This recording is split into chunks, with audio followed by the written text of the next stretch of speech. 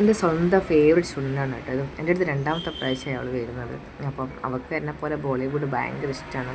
പിന്നെ പറഞ്ഞാൽ നമ്മളൊരു ഡാൻസ് പഠിപ്പിക്കുമ്പം ഒരു കുട്ടി ഇന്നേത് പഠിപ്പിച്ച് കൊടുത്താലും വേഗം ചെയ്ത് തരും, ഈ ഇന്നേ സ്റ്റെപ്പ് ക്യാച്ച് ചെയ്യും എന്നുള്ള ആ ഒരു ഇത് ഉള്ളൊരു കുട്ടിയാണ് എനിക്കിത്.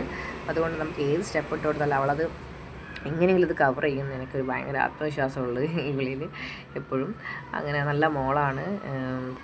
എന്താ പറയണ്ടേ, ഞാൻ എന്ത് പറഞ്ഞാലും അനുസരിക്കും. നീ കുറച്ചുകൂടി പ്രാക്ടീസ് ചെയ്ത് പറഞ്ഞാൽ അങ്ങനെ പ്രാക്ടീസ് ചെയ്യും, എന്നാൽ നീ കുറച്ച് റെസ്റ്റ് എടുക്കും റെസ്റ്റ് എടുക്കും. അപ്പം എന്ത് പറഞ്ഞാലും കുഴപ്പമില്ല കുഴപ്പമില്ല പറയുന്നത് കുട്ടിയാണത്.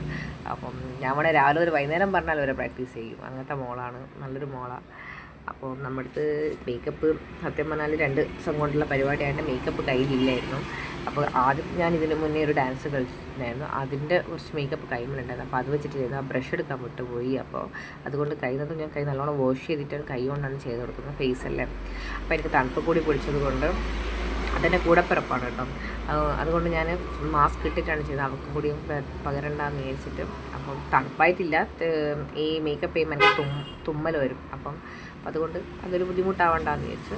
അങ്ങനെ നമ്മൾ ഫൗണ്ടേഷനും ഹൈലൈറ്ററൊക്കെ ഇട്ടിട്ട് ആണ് സെറ്റാക്കുന്നത്. അപ്പോൾ ഐലൈനർ ഇടണം, എന്നാലേ കണ്ണൊരു നല്ല ഇതുണ്ടാവും. അപ്പോൾ ഗ്ലിറ്റർ ഐലൈനർ കിട്ടിയിട്ടില്ലായിരുന്നു, അപ്പോൾ ഉള്ളത് വെച്ച് നമ്മൾ അഡ്ജസ്റ്റ് ആക്കി. അങ്ങനെ അതൊക്കെ ഇട്ട് മേക്കപ്പൊക്കെ ഇട്ട് ലിപ്സ്റ്റിക്കെല്ലാം ഇട്ട് ഫുൾ എന്താ പറയണ്ടേ, നമ്മളൊരു ബോളിവുഡ് സ്റ്റൈൽ തന്നെയാക്കി. ഹെയർ ഞാൻ വേറൊരു വീഡിയോയിൽ ചെയ്യുന്നത്.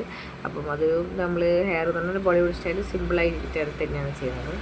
അപ്പം അതൊക്കെ വെച്ച് സെറ്റാക്കിയിട്ടുണ്ട്. അപ്പോൾ നമ്മൾ 15ാമത്തെ നമ്പർ എത്തിയപ്പോഴാണ് മേക്കപ്പ് ചെയ്യാൻ തുടങ്ങിയത് തന്നെ. അപ്പം ഇനി 22ാമത്തെ നമ്പറിലാണ് നമ്മൾ ഡാൻസ് ചെയ്തത് തന്നെ. അവൾ ഇടയ്ക്കിടയ്ക്ക് വന്നിട്ട് അതിൻ്റെ സ്റ്റൈലൊക്കെ നോക്കുന്നുണ്ട്, സെറ്റൊക്കെ. അപ്പോൾ ഇഷ്ടമായിട്ടുണ്ട് അവൾക്ക് ഞാൻ മേക്കപ്പ് ചെയ്തിട്ട്. ഞാൻ എപ്പോൾ സിമ്പിളായി ചെയ്യുള്ളൂ. നമ്മൾ കൂടുതൽ വെറുതെ എന്താ പറയണ്ട ഫൗണ്ടേഷൻ ഇതൊക്കെ വാരി ഒരു കാര്യമില്ലല്ലോ. നമുക്ക് നമ്മളെ ഫേസിന് മാച്ച് ആവുമെങ്കിൽ മാത്രമല്ലേ നമ്മൾ അങ്ങനെ ചെയ്യേണ്ട ആവശ്യമുള്ളൂ.